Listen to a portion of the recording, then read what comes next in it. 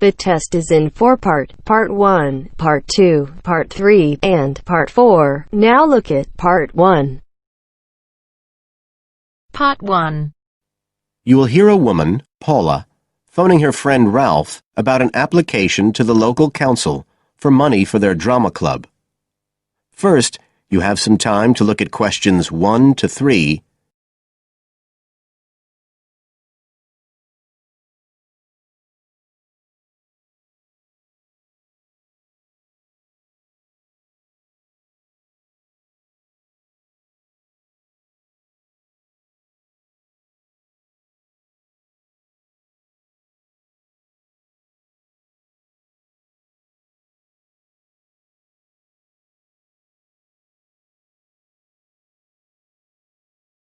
Now we shall begin. You should answer the questions as you listen, because you will not hear the recording a second time. Listen carefully and answer questions 1 to 3.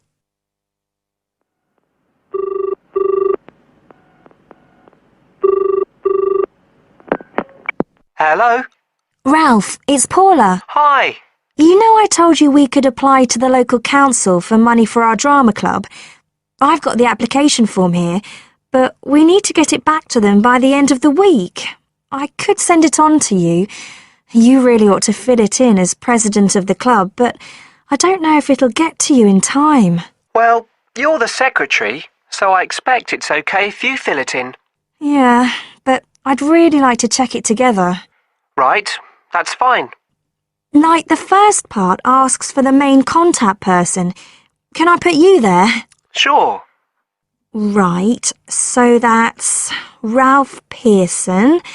Oh, and then I need your contact address. So that's 203 South Road, isn't it? No, 2:30. Oh, sorry, I always get that wrong. Then it's Drayton. Oh, do you think they need a postcode? Better put it, it's DR6 8AB. Okay. Telephone number. That's 01453 586 098, isn't it? Yes. Right. Now, in the next part of the form, I have to give information about our group. So, name of group, that's easy. We're the Community Youth Theatre Group. But then I have to describe it. So, what sort of information do you think they want? Well, they need to know we're amateurs, not professional actors. And how many members we've got. What's that at present, 20? 18. And should we put in the age range, that's 13 to 22? No, I don't think we need to. But we'd better put a bit about what we actually do. Something like members take part in drama activities. Activities and workshops? OK. Right. That's all for that section, I think. You now have some time to look at questions 4 to 10.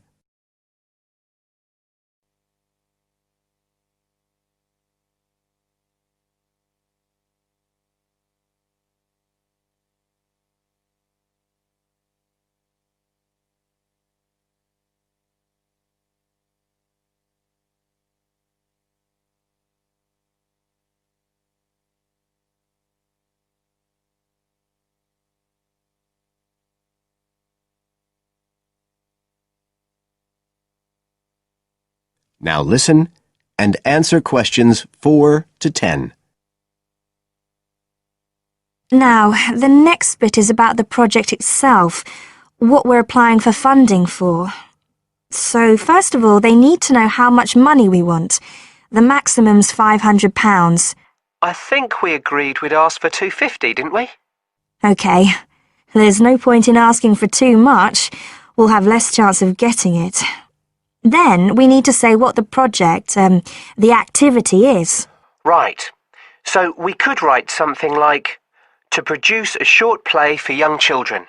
Should we say it's interactive? Yes, good idea. Right, I've got that. Then we have to say what we actually need the money for. Isn't that it? No, we have to give a breakdown of details, I think. Well, there's the scenery. But we're making that. We need to buy the materials, though. Oh, okay. Then there's the costumes. Right. That's going to be at least £50. Okay. And what else? Oh, I just found out we have to have insurance. I don't think it'll cost much, but we need to get it organised. Yes, I'd forgotten about that. And we could be breaking the law if we don't have it. Good thing we've already got curtains in the hall. At least we don't have to worry about that. We'll need some money for publicity. Otherwise, no one will know what we're doing. And then a bit of money for unexpected things that come up. Just put sundries at the end of the list. Okay, fine. Now, the next thing they want to know is if they give us the grant, how they'll be credited. What do they mean, credited? I think they mean how we'll let the public know that they funded us. They want people to know they've supported us. It looks good for them. Well, we could say we'd announce it at the end of the play. We could make a speech or something. They might prefer to see something in writing. We'll be giving the audience a programme, won't we? So we could put an acknowledgement in that? Yeah, that's a better idea. OK, and the last thing they want to know is if we've approached any other organisations for funding and what the outcome was. Well, only National Youth Services. And they said that at present funds were not available for arts projects. Right, I'll put that. And then I think that's it. I'll get that in the post straight away. I really hope we get the money. I think we've got a pretty good chance. Hope so anyway. Thanks for doing all this, Paula. That's okay. See you soon. Bye. Bye. That is the end of part 1. You now have half a minute to check your answers.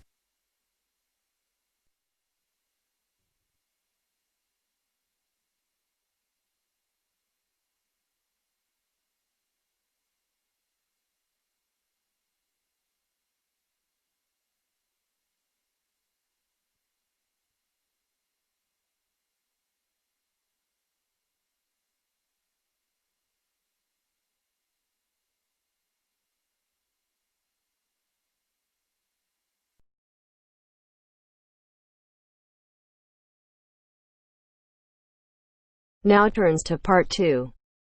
Part 2. You have just arrived at the student hostel where you will live during the term.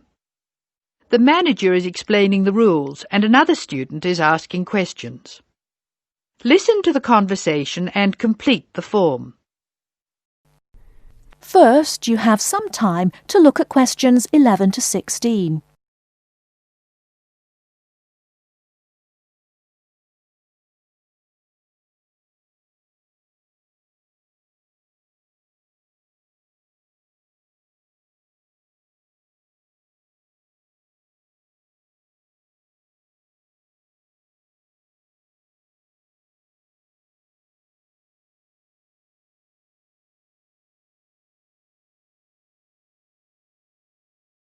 Now, listen carefully and answer questions 11 to 16.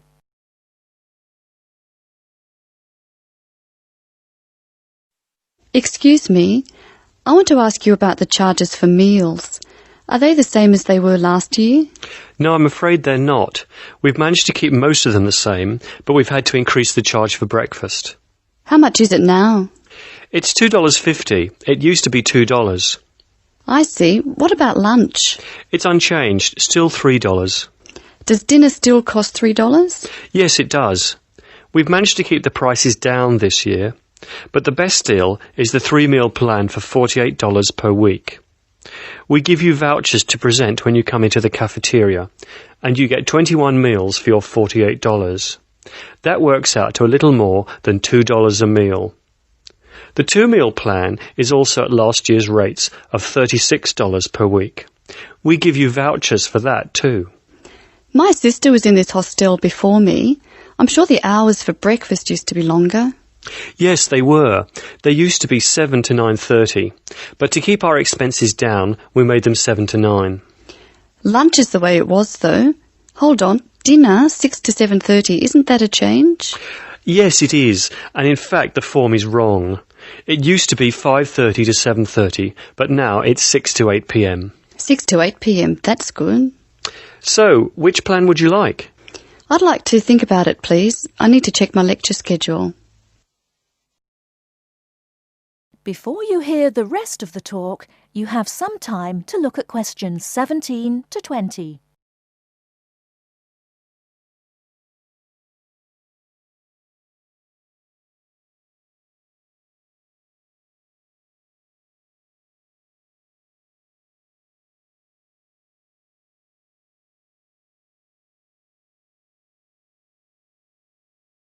Now listen and answer questions 17 to 20. Can you tell me how to get to my room, please? Of course. You're in the new wing, which is very freshly painted and pleasant. But I'm afraid you're going to have to go to a couple of other offices before you can have the key. You're in the admissions office now. Leave this office and turn right and go to the end of the hall. The last office is the fees office, where you can pay the balance of your room deposit. They'll give you a receipt. OK.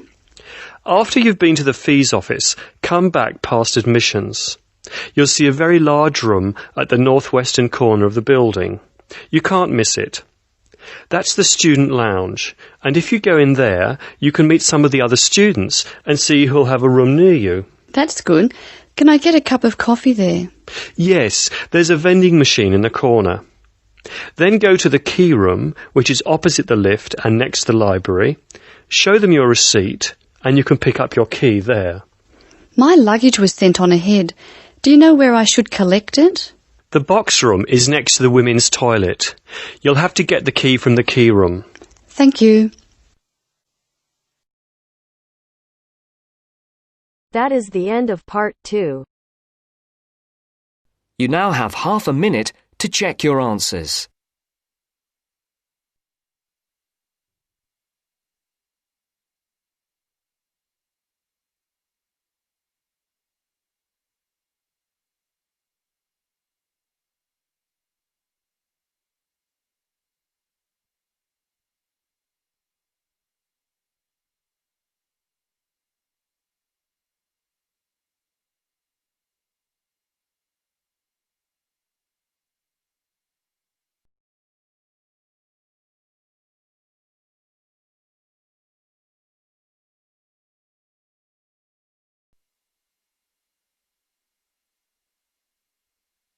Now turns to part 3.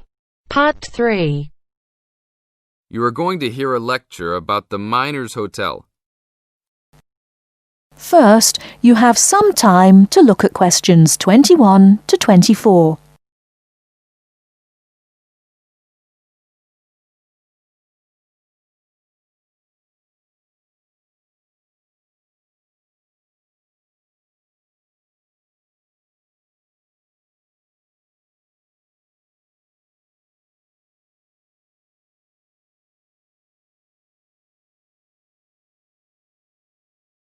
Now, listen carefully and answer questions 21 to 24.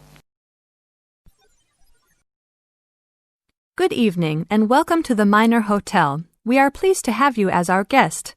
I will give you a brief information session to tell you everything you need to know to make this a pleasant stay. The Miner Hotel was built in the 1850s, during the Gold Rush period, also nicknaming our state the Golden State. People from all over the country and even from other countries came to seek their fortune here in these hills, creating cities overnight. In this city, many Gold Rush hotels soon opened up. This particular hotel was built in 1851, but was destroyed during an earthquake. It was rebuilt in 1995 to recreate the feel of the Gold Rush, complete with articles and actual photographs from during the 1850s. Our hotel is divided into 2 buildings, one called the Gold Tower and the other is named the Fortune Tower. You will be staying in the Fortune Tower on the 25th floor, complete with great views of the city. Your room is the best room in the hotel, complete with private living room and hot tub. Here is your room card. On the card it will say FT, meaning Fortune Tower. On the bottom of the card it will say 2515. The 25 stands for the 25th floor, and the 15 stands for the 15th room on that particular floor. Before you hear the rest of the talk, you have some time to look at questions 25 to 30.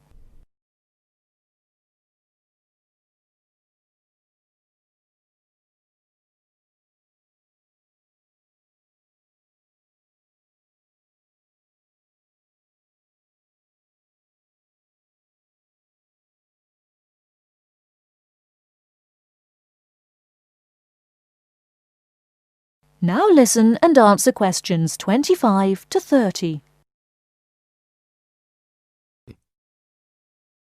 There are emergency exits in both towers of the hotel. They are located on the south side, opposite the elevators. Please use these in case of a fire or other emergency. We have some special events happening this week. Our Miners Diner is offering a special Miners Buffet dinner this Friday and Saturday for only $20 per person. This special includes all food, not including drinks and alcohol, and shows for the night. The buffet will be available from 5 to midnight. Because of the historical significance of our hotel, there are some special rules. The first rule is that there is no smoking allowed anywhere in the building, not even in your own room. This is not only to ensure the safety and health of our guests, but also the furniture and pictures can be easily damaged by smoke and other harsh treatment. Please remember that there are items of furniture over 100 years old here, so respect the rules by not smoking. Secondly, please do not take pictures using a flash of any of the drawings and paintings in the rooms or hallways, as they are old and fragile. We are doing our best to preserve a national treasure, so please help us in doing so. Lastly, you will only have one set of towels and bed sheets per 3 days. This is to conserve the water supply, as there are frequent droughts this high up in the hills. If there are any further questions, the staff of the hotel will be available to answer your questions. In the event that no one is able to answer your questions, I will also be available from 8 a.m. to 5 p.m. each day in the concierge. I hope you enjoy your stay here with us. Thank you very much. That is the end of part 3. You now have half a minute to check your answers.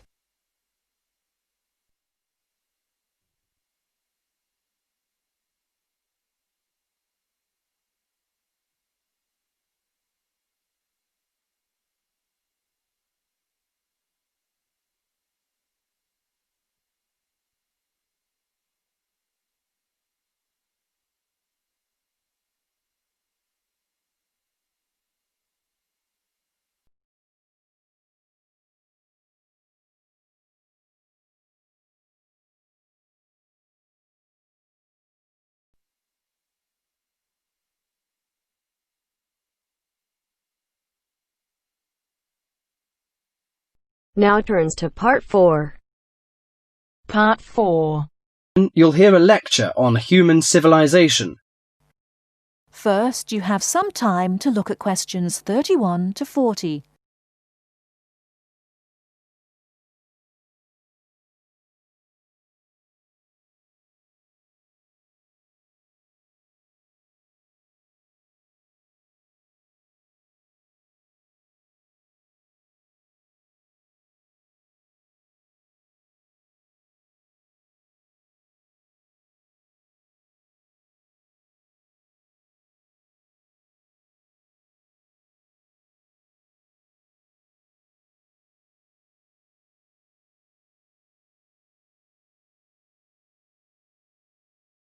Now listen carefully and answer questions 31 to 40. Today in our History Series lectures, Professor Smith is going to introduce the history of human civilization. Welcome, Professor Smith. Good afternoon, ladies and gentlemen. Do you know when human civilization originated? And what's the development of human language? Well, the first 2 stages in the development of civilized man were probably the invention of primitive weapons and the discovery of fire, though nobody knows exactly when he acquired the use of the latter. The origin of language is also obscure. No doubt it began very gradually. Animals have a few cries that serve as signals, But even the highest apes have not been found able to pronounce words, even with the most intensive professional instruction. Apparently, a necessity for the mastering of speech is the superior brain of man. When man became sufficiently intelligent, we must suppose that he gradually increased the number of cries for different purposes. It was a great day when he discovered that speech could be used for narrative. There are those who think that in this respect, picture language preceded oral language. A man could draw a picture on the wall of his cave to show in which direction he had gone, or what prey he hoped to catch. Probably picture language and oral language developed side by side. I'm inclined to think that language has been the most important single factor in the development of man. Two important stages came not so long before the dawn of written history. The first was the domestication of animals. The second was agriculture. Agriculture was a step in human progress to which, subsequently, there was nothing comparable until our own machine age. Agriculture made possible an immense increase in the number of the human species in the regions where it could be successfully practiced. These were, at first, only those in which nature fertilized the soil after each harvest. Agriculture met with violent resistance from the pastoral nomads, but the agricultural way of life prevailed in the end because of the physical comforts it provided. Another fundamental technical advance was writing, which, like spoken language, developed out of pictures, but as soon as it had reached a certain stage, it was possible to keep records and transmit information to people who were not present when the information was given. These inventions and discoveries, fire, speech, weapons, domestic animals, agriculture, and writing, made the existence of civilized communities possible. From about 3000 BC until the Industrial Revolution, less than 200 years ago, there was no technical advance comparable to these. During this long period, man had enough time to become accustomed to his technique and to develop the beliefs and political organizations to appropriate it. There was, of course, an immense extension in the area of civilized life. At first it had been confined to the Nile, the Euphrates, the Tigris, and the Indus, but at the end of the period in question it covered much the greater part of the livable globe. I do not mean to suggest that there was no technical progress during this long time. There was progress. There were even two inventions of great importance, namely gunpowder and the mariner's compass, but neither of these can be compared in their revolutionary power to such things as speech and writing and agriculture. That is the end of part 4. You now have half a minute to check your answers.